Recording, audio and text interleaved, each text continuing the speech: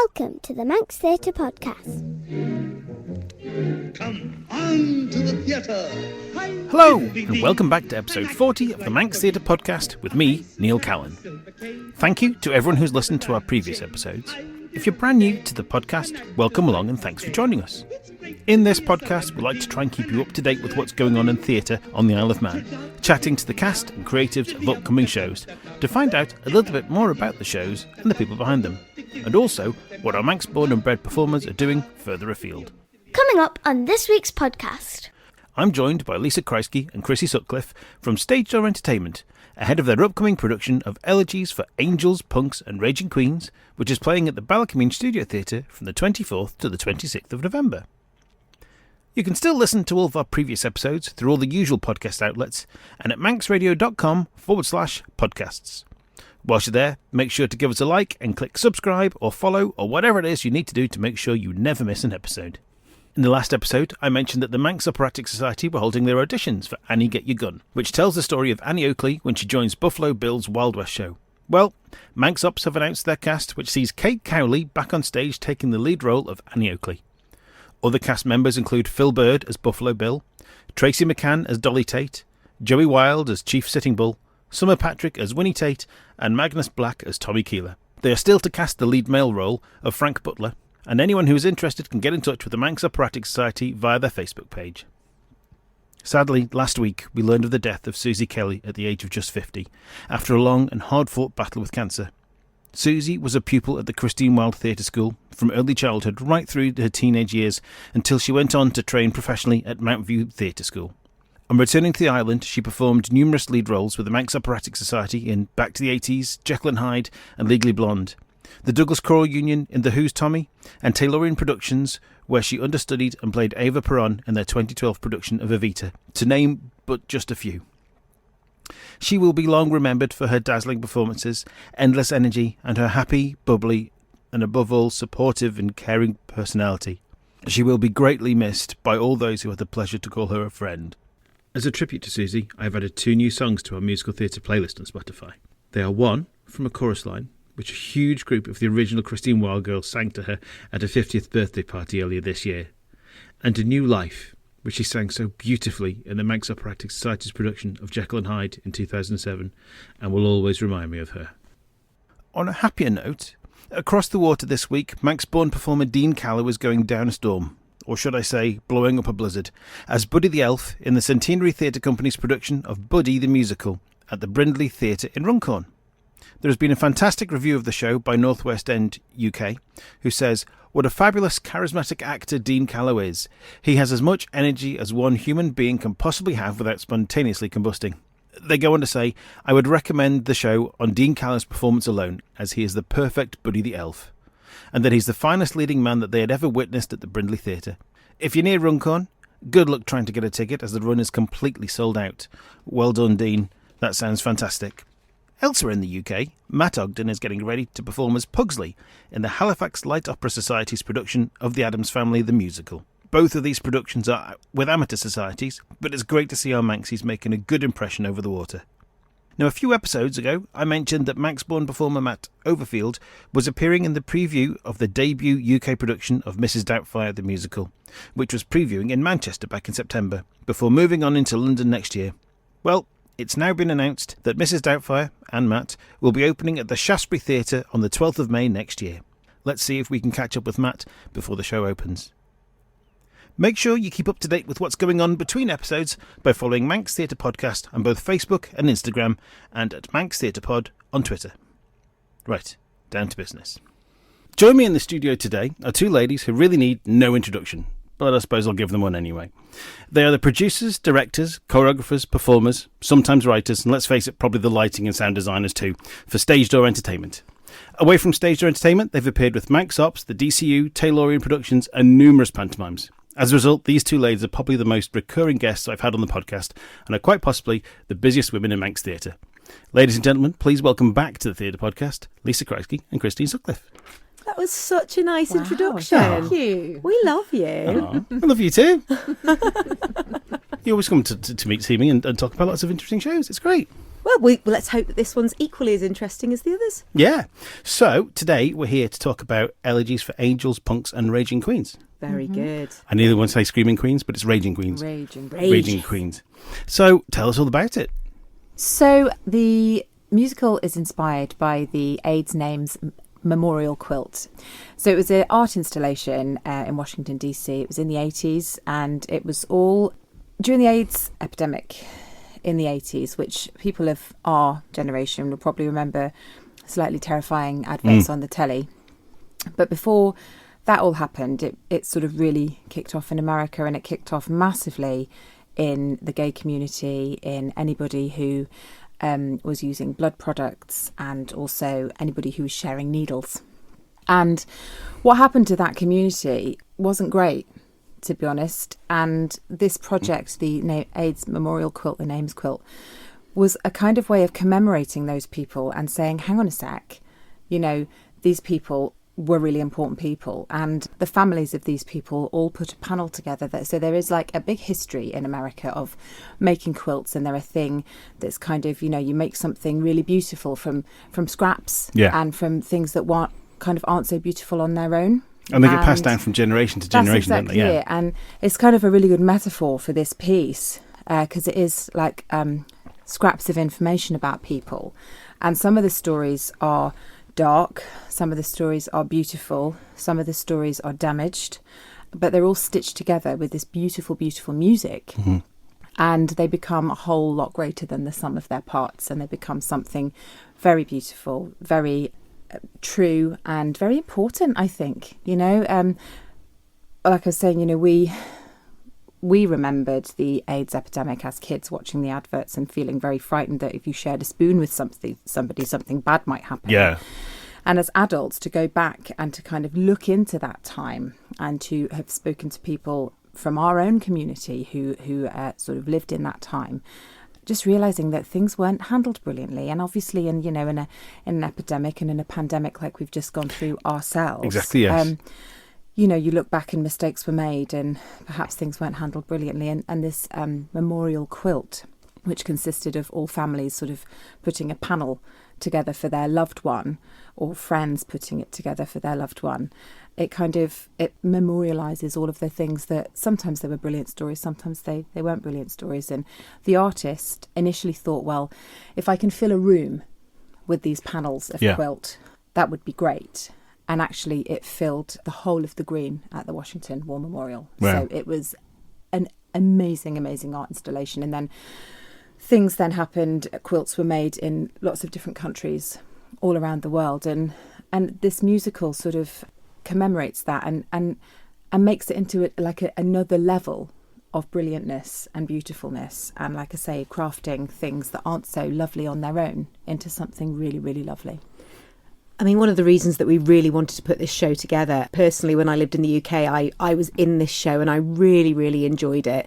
I really enjoyed what it represented. And now, of course, nowadays, culturally, the sort of upcoming generation will know all about the AIDS epidemic from cult TV shows like It's a Sin and the amazing play Angels in America, which is just mind-blowing, which, of course, starred on Broadway, I think it was, starred Andrew Garfield, who of course was Spider-Man. So there's he won all an award these for it now... as well, didn't he? Sorry? I think he won an award for it as well. Yes, he did. He was absolutely astonishing in it.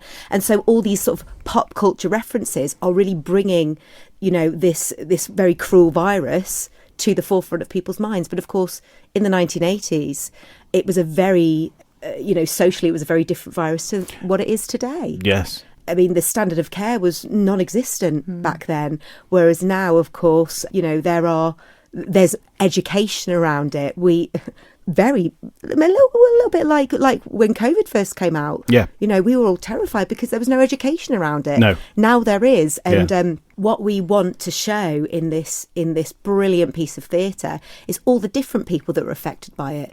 As Krissy said, there are some really horrendous stories, but there's also some really uplifting and at times really laugh out loud funny pieces.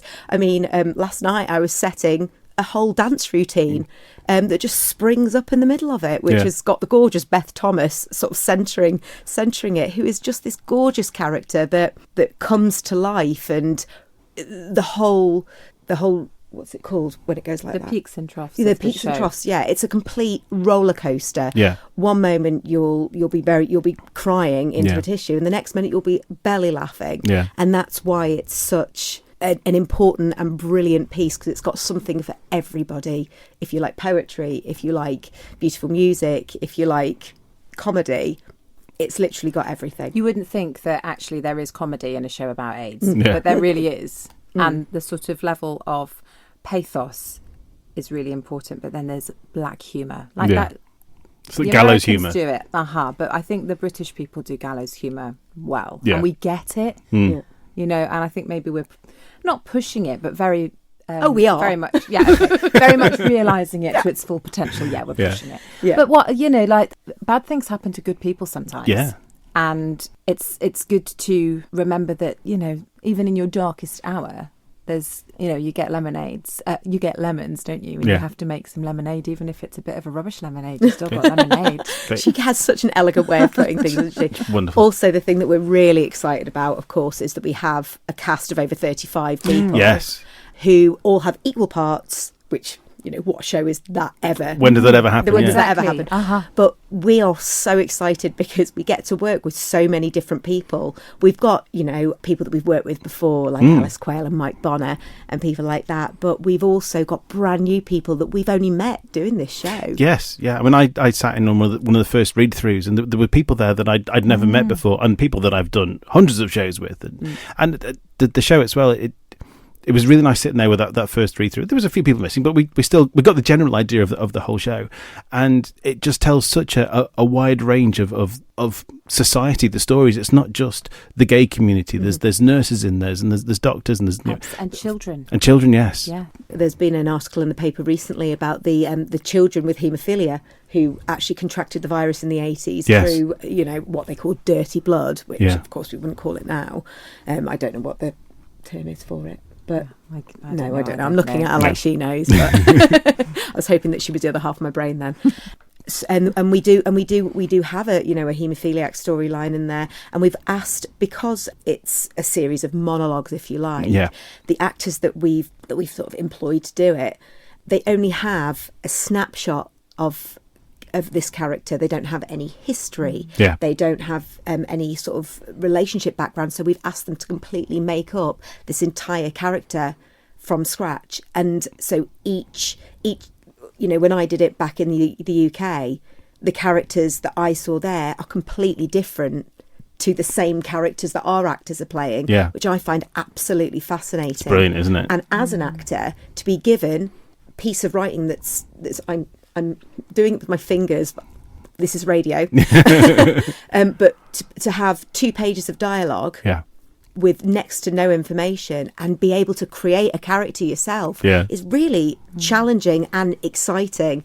And know nothing about the rest of the story around it as well. Yes, Exactly. Well, that's it, because each panel, so each person exists in their own space, and we are doing something, I don't know, the more I talk about it, the more crazy I think we might be. So It's something that's apart never been from done this before. first read through, the singers have been working together, because obviously there's harmonies and things to learn, so there's 4 singers, but everybody else we've rehearsed almost in isolation, and we're only bringing everybody together the week before the show. And we've got quite a good idea in our heads about what's going to happen. Yeah. But it could all change at the last minute, you know Yeah. us. Yeah. But having everybody just in that one room, and it will be interesting to see the other actors' real reactions to the pieces that they're hearing, because we want that kind of interaction and that very real reaction. It's not the sort of thing that you can rehearse. No. You could rehearse it for months and months altogether, but I hope and pray that the way we're doing it is going to work. But I think that it will be such an interesting experience. And then,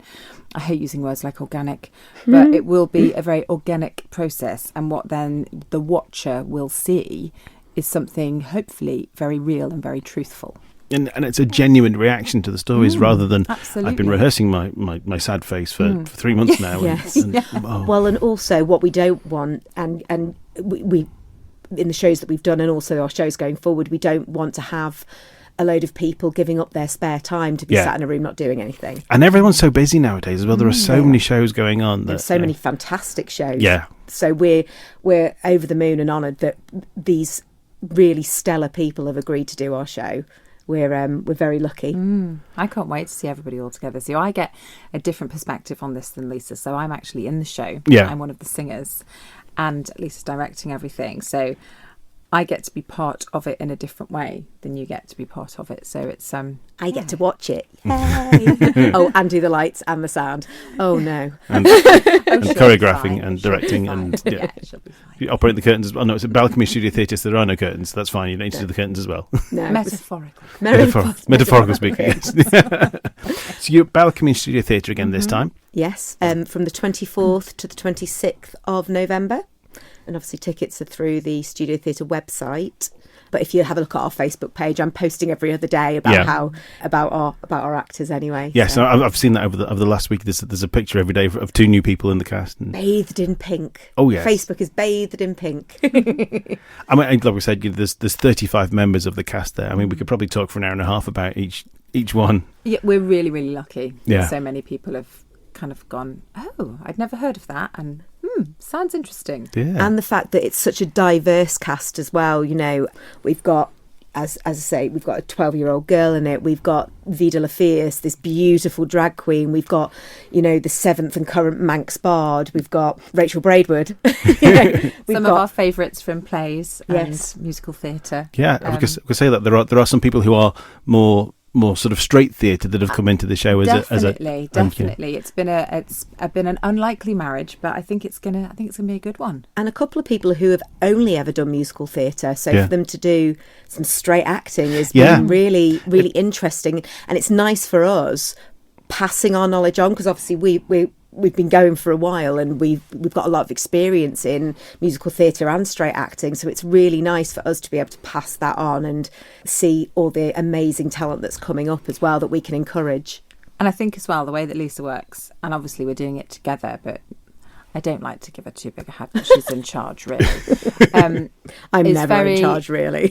She's very good at just taking ideas from people and just going, okay, have a go, and not just leaving them to their own devices, because that's not what a director should do, I don't think, but to really, really work with people to make the very, very best out of what they can do. Yeah. And she'll just have a way of suggesting something that really changes a person's perspective on something and changes it for, well, I think always for the better. So well done, darling. Oh, thanks, babes. Well, this show, it's a real sort of hybrid. I mean, it's not really an out-and-out thigh-slapping musical, but at the same time, it's not a straight serious play. It's a bit of a hybrid mix of the two, isn't it? Something for everyone. Yeah. Just at the point you think, oh my goodness, I can't believe I've just listened to that. I think I might break down. Something really hilarious or something very musical will happen, and it just totally snaps you out, and you are taken to a different place altogether. It's like you don't have enough time. You've fully invested in each person's panel and each person's story, but then you're off on. It's like looking at a quilt, because your eye is taken and your attention is taken to each new story and each new thread. Look at me. Thread. Oh, like See the what I quilt. did there? You're so smart. She's on fire. You are on fire.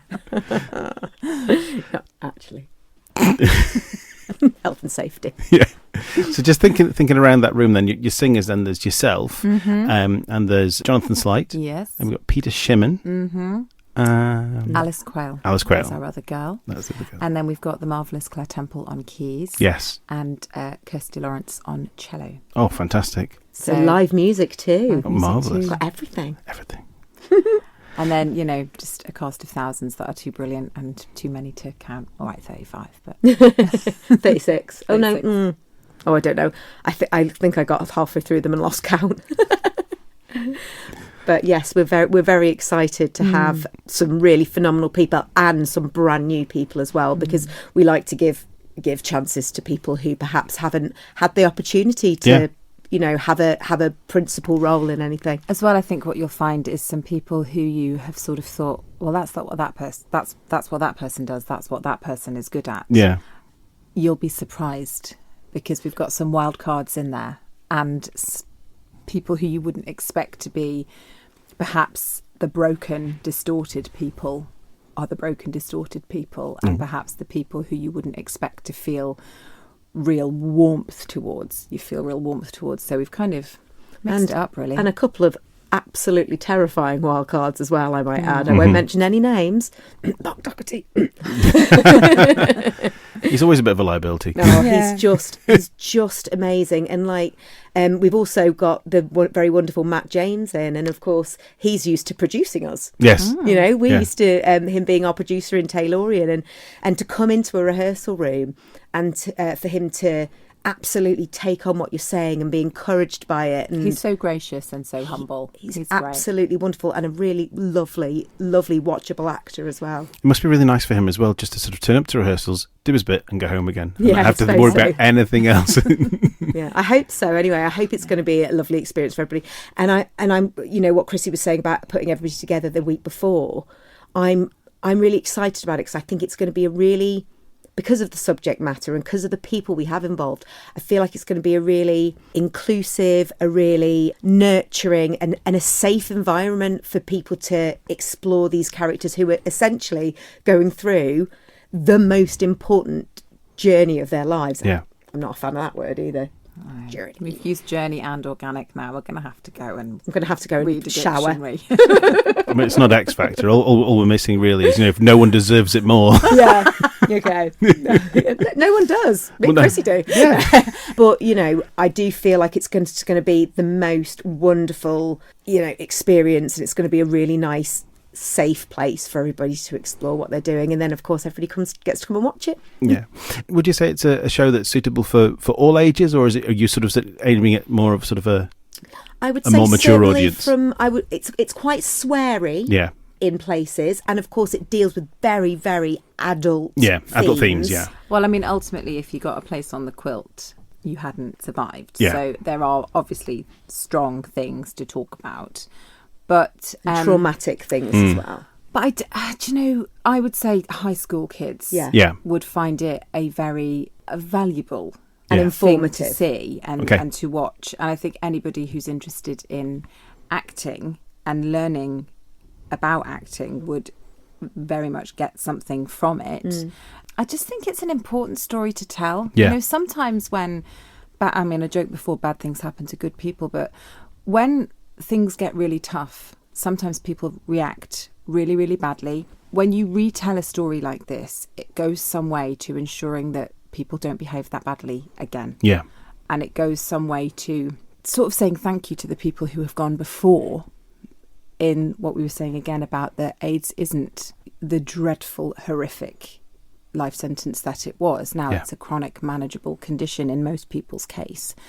And I think that to tell these stories, A, we ensure it doesn't happen again, and B, we give some credit to the people who went before that allowed us to kind of be in the situation that we're in now. Yeah, and they say it's important to learn from history, and if you learn from history, you never make those mistakes again. Well, let's hope not. Well, We'd theoretically, hope. yeah. We'd hope, yes. Yeah, let's hope so, hey? But yeah, there are, as I say, I mean, we're hoping that people will leave the theatre feeling inspired, uplifted, and you know, that it was a valuable evening of their lives. They're beautiful, beautiful stories, like the pieces of a quilt. Some of them are damaged and not so gorgeous, but they all make a beautiful thing together. Mm-hmm. Do you want to hold hands? So is it 10 songs in the show altogether? Oh, well, we haven't counted them, I don't think. Yeah, and you performed. She's counted them. Yeah, Sorry. just 10, yes, 10 songs. Oh, there you go. And you performed 2 of them at this year's Isle of Pride, didn't you? Yeah, that was a huge privilege, actually, to be able to be part of that day. Because obviously there are other stories, but it's a very queer story. Yeah. And a lot of the stories that we share through the show are queer stories. And it was just such a lovely day. I mean, it was, like I say, it's a real privilege to have performed there and to have been invited to do that. And we did the first song and the last song. So the first song kind of sets the scene, and the last song kind of sends everyone all off full of their emotions, but feeling better, hopefully.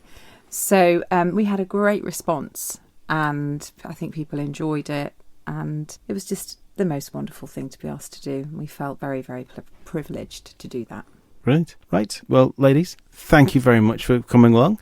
I wish you having all us. the very, very best with Elegies for Angels, Punks and Raging Queens, which is on at the Ballakermeen Studio Theatre from the 24th to the 26th of November. Tickets are on sale now from the Studio Theatre at thestudiotheatre.im. Tickets prices are... Oh, gosh. Oh, put us on the spot now. I think they're Very 12 reasonable. Yeah, they are. I think they're £12.50. Is it 15 and 12.50? 15. There you go. Yeah. You didn't ask See, us, I you looked. know. I looked online before. 15 and 12.50. 15 and 12.50, and that's So that- for children and for seniors. For a full length musical. Yeah. So if you compare that to, some other available options, then Yeah. it's very, very reasonably priced. Marvellous. And you get to see all those amazing people. Brilliant. Well, ladies, all the very best, and we'll speak to you again soon. Thank you. Thank you very much. Thanks, babe. Bye. You're listening to the Manx Theatre Podcast with Neil Callin. Coming up on the Isle of Man between the 24th and 26th of November, at the same time as Stage Door Entertainment's Elegies for Angels, Punks and Raging Queens at the Ballakermeen Studio Theatre, is Parker Snell's production of Dial M for Murder by Frederick Knott at the Gaiety Theatre. Starting the Panto season, we have the Peel Pantaloons, who are bringing Snow White and the Seven Dwarfs to the Peel Centenary Centre from the 3rd to the 10th of December. Tickets are available from Celtic Gold or online at etickets.im/cc. Hello Little People will be staging their alternate family pantomime, Beauty and the Yeast, at the Noah Market Hall from the 23rd to the 29th of December. Tickets are £10 each and are available from hellolittlepeople.com/beauty. Tickets are selling quickly, so you better get out there and get them quick. Then, rounding off the year, we have The Wizard of Oz as the Gaiety's Christmas pantomime from the 17th to the 31st of December. The cast includes locals Leah Carter as Dorothy, Jack Divers as the Tin Man, and Lisa Kreisky as the Wicked Witch of the West. Then, before we know it, we'll be launching headlong into the DCU's production of Young Frankenstein in February 2023, Manx Ops's Annie Get Your Gun in March, Two Feathers' production of The Full Monty in July, and Taylorian's Kinky Boots in August, amongst many, many others. Tickets for all of the above are either on sale now or will be very shortly and available through the relevant websites for each venue. Looking further ahead, we now appear to have a raft of announcements for late 2023 and into 24, with Centre Stage Productions bringing Elf the Musical in November 2023, and then the Douglas Choral Union staging Evita, the Manx Operatic Society staging Oliver, and Taylorian Productions presenting We Will Rock You all in 2024. There's clearly lots of great shows coming our way over the next couple of years, and hopefully some great podcast episodes too. Well, with that, we bring episode 40 to a close. Thanks once again to Lisa and Krissy for joining me on the podcast, and we wish them and all at Stage Door Entertainment all the very best for Elegies for Angels, Punks and Raging Queens, which is running at the Ballakermeen Studio Theatre from the 24th to the 26th of November. If you haven't done so already, make sure to get your tickets now from thestudiotheatre.im. Remember to like and follow our social media pages to get notifications of upcoming episodes and events. Don't forget to check out our Spotify playlist by searching for Manx Theatre Podcast, and that's all one word. There's now over 60 tracks and over 4.5 hours of show tunes for you to listen to and enjoy. If you have any events that you'd like us to talk about or promote in a future episode, you can contact us through our social media accounts or by email to manxtheatrepodcast@gmail.com. All that remains is to say thanks for listening, and I hope you join me again next time on the Manx Theatre Podcast. I've been Neil Callin. Goodbye. The Manx Theatre Podcast, taking a look behind the scenes of Manx Theatre. And happier than actors alive for me.